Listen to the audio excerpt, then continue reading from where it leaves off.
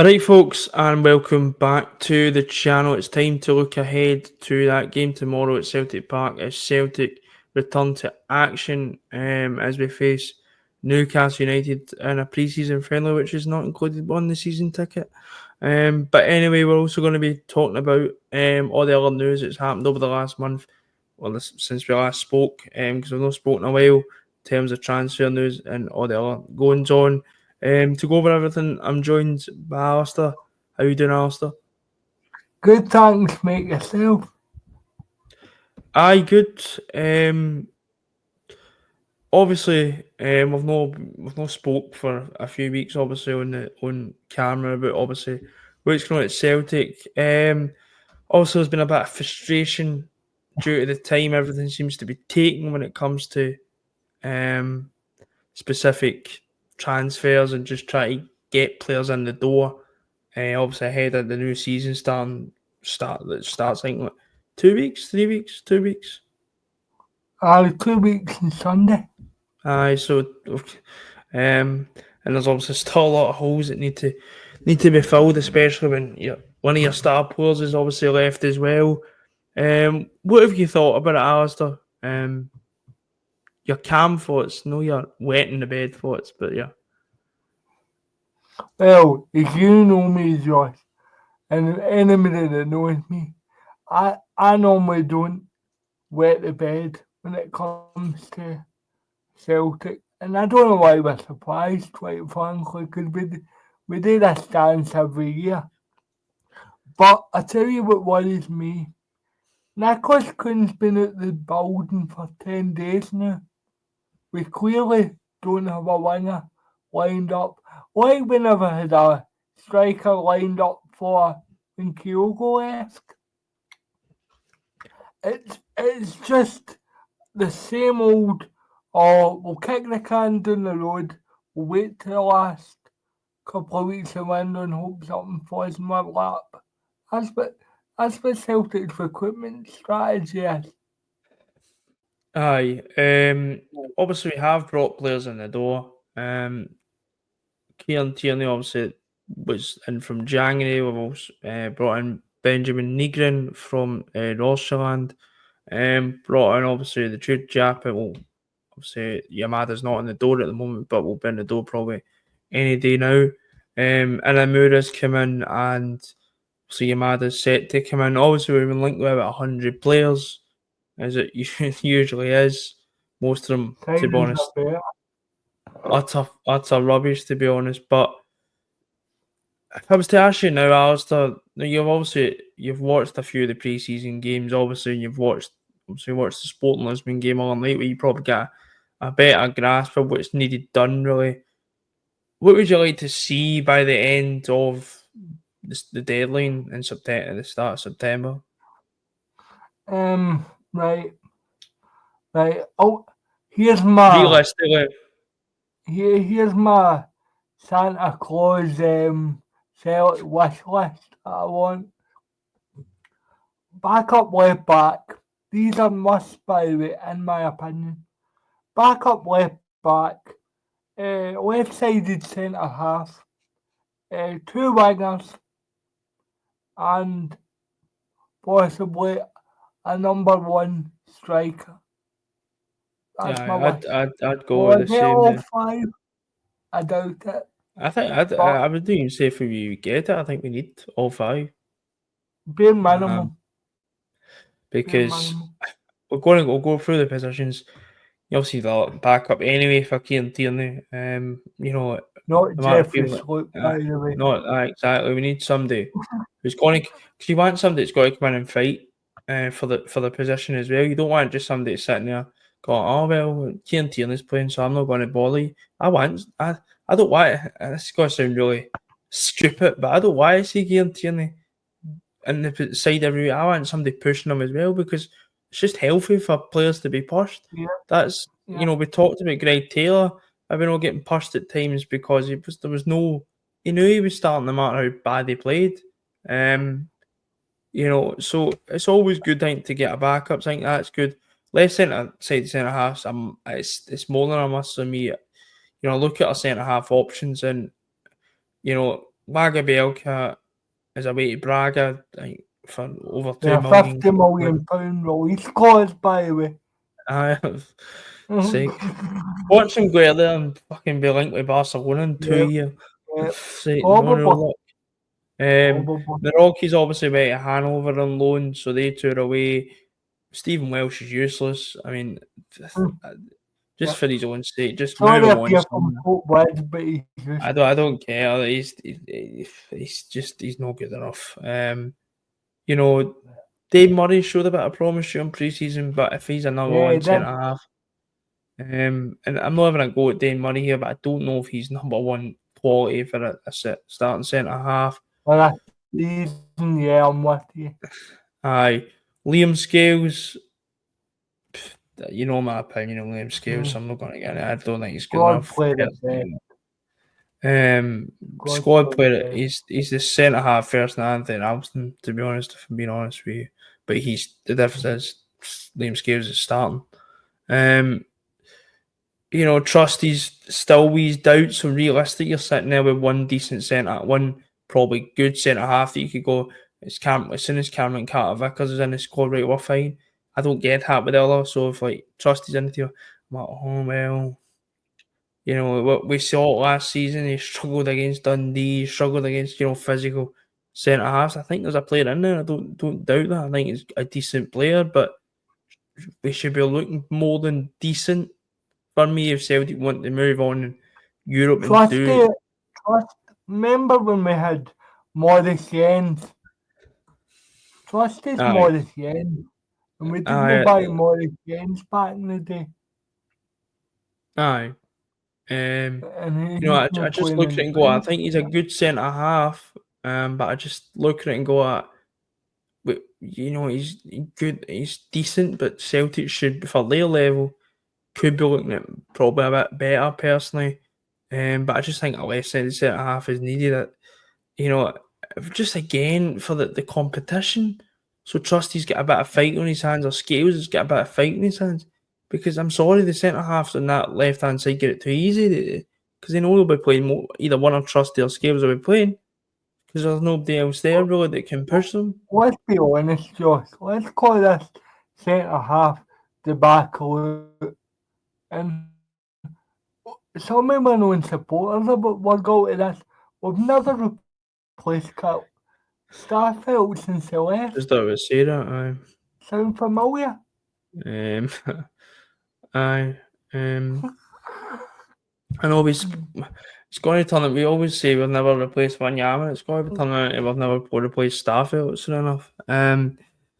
You know, and Kyogo. then aye, we've got a kind of habit of no replacing players. The winger positions needs major work. To be honest with you, and that's me putting it Wingers is lightly. the major priority. Aye, I think if you look at our winger options, and I say You're winger options, effectively down. aye, we've got two wingers You go. at the moment. Got two wingers Aye. at And the moment. 134. Aye, so it needs 134. serious work. I think two should be brought in. Also being linked with players like Bag, we should other players. We don't really know what's happening with that. On anything in terms of wingers, but there needs to be two wingers brought in. At least of quality as well, not just some lone player from a team down England that's not played. We need somebody who's been playing games for like Antwerp or something like that, who we can, who's going to come in and fight for that position. Because you can say, oh, Jota's there, but you need to plan without Jota, because even realistically, he's going to miss most of the season next season with that injury, obviously, which is unfortunate. But it's unluckily that's just the case. Let's be honest, Josh. Next season, say Jota comes back in February, right? How fit's he going to be? Exactly, you need to get him up to fitness. And you can't just rush somebody back with that injury. Aye. Especially the way Jota played, twisting, turning and stuff.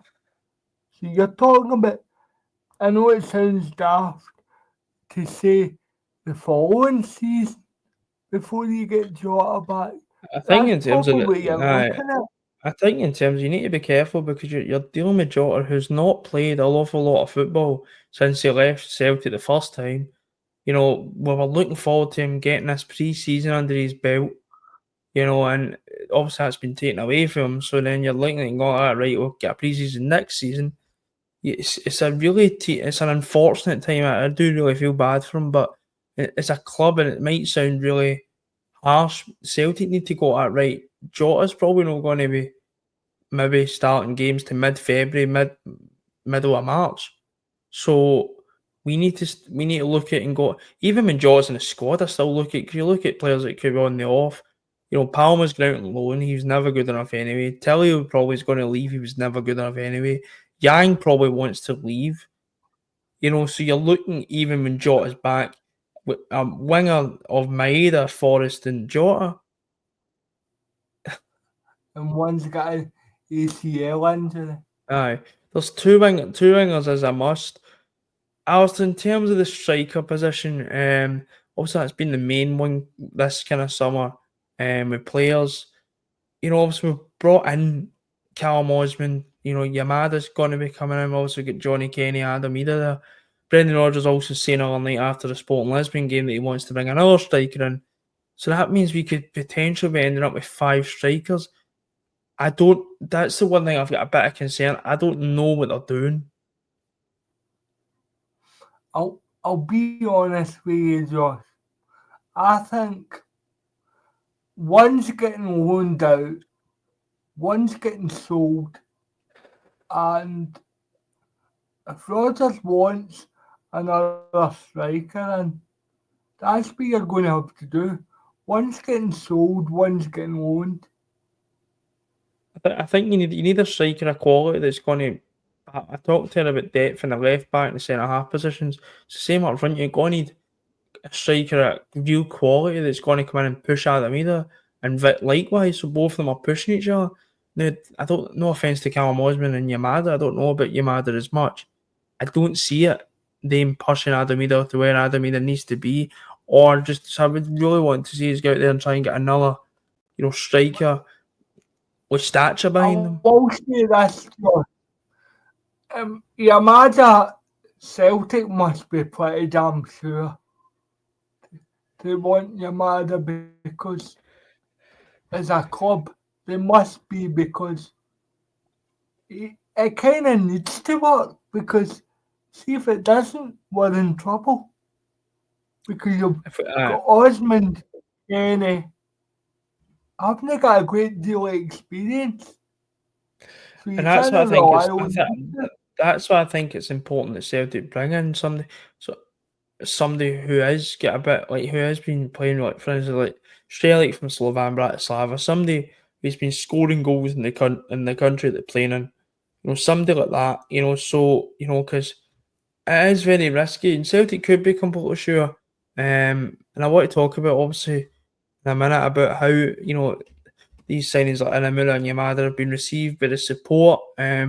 But I think if Rodgers is looking for that striker, I think it pushes us to the next level. And He's they're out looking there. for somebody that will guarantee goals. Aye. I'm gonna The guarantees us in when we play that Champions League qualifier, if a chance falls to him, it's in the back of the net. yeah. That's it. Yeah, I'm sorry to bring this up, Josh, because you're an Arsenal fan. Remember when Man United signed Robin Van Persie? Guaranteed You want kicked off this Man podcast, man. United. You want kicked off this No, podcast, but man. Bringing that guy's you name know up. the point I'm making. Oh dear, You man. know Right, the I point carry on. it guarantees you goals. Aye. That's the kind. I'm not saying we'll end up with Robin Van Persie. I wish we would. But all I'm saying is that's the type of striker Rodgers wants because he knows. Let's be honest, John. We've got a poacher. I mean, a poacher, right? We beat Bayern Munich I genuinely believe that. I think if the argument was if Kyogo was still here, we would have beat Bayern Munich. I just think Celtic needs somebody who's proven, and I don't really see. I don't know. I don't want to say we're stockpiling strikers, but when I see we've already got 4 in the door, realistically, and then Rogers got, I need another one. I'm a bit like, right, what's going on here then? Because I don't really get it myself. But Alistair, as we said, it's no telling us anything new. There's holes that need to be filled in the squad, in terms of depth and starting having quality. Because we'll talk briefly about the Sporting Lisbon game because, to be honest, it was the first pre-season friendly I actually watched from start to finish. I don't like them personally, That's but great. What's the best one? aye. To be honest, I watched bits and bobs another one, but I wasn't. I'm no. I can't say I was invested and captivated by them. To be honest, but the No, Sporting Lisbon you game, don't, do you? aye, you seen that there is something that could be there, but it's just you said to me the other day after the Sporting Lisbon game. Every single year, we just seem to be 3 or 4 Two players short, people shot. and I'm hoping that's not the case because look at players like Benjamin Negrin. I think he looks a really good player, tidy. Somebody like maybe a number 10 or somebody like that who can kind of restructure, so we can restructure the midfield and bring out the best in maybe Hatate, bring out the best in Engels. But then you look at it and you're looking at it, got right. And I don't want to be harsh on either because I do really want the guy to succeed at Celtic, but you look at his missing I get the chances and I'm like, feeling he just trying too hard. I think it's just his confidence. I think it's down a bit. I think, to be honest, but it's just the fact I look at some. I look at players and go at that. There's just a few players that we need, but it's the same every single window. Um, but that's what it is. I think we need to just. I think, see, to be honest, we need to just wait till the end of the window and see where we're sitting. To be honest, and if we're sitting really disappointed, we'll sit and have another rant. But at this moment in time, I don't really see the point. To be Well, honest, I think we'd be wasting well, oxygen. we have listened to the viewers. We have not changed body. It's normally me that's the positive one, and Josh It's not even me is being very, positive. It's very. probably the fact I just can't be bothered. I just cannot be I bothered moaning. you've been you've been very beaten down, but you've been Aye, conditioned to aye, to know this is what Celtic do. aye. So No, I know. so Um, so Obviously, Alistair, we and that return to it. that's the way it's So, got to be. aye.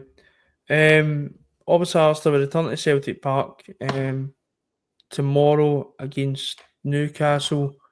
Yeah, again, it's a pre-season friendly, so it's pointless to start 11 predictions because it could be anything, to be honest.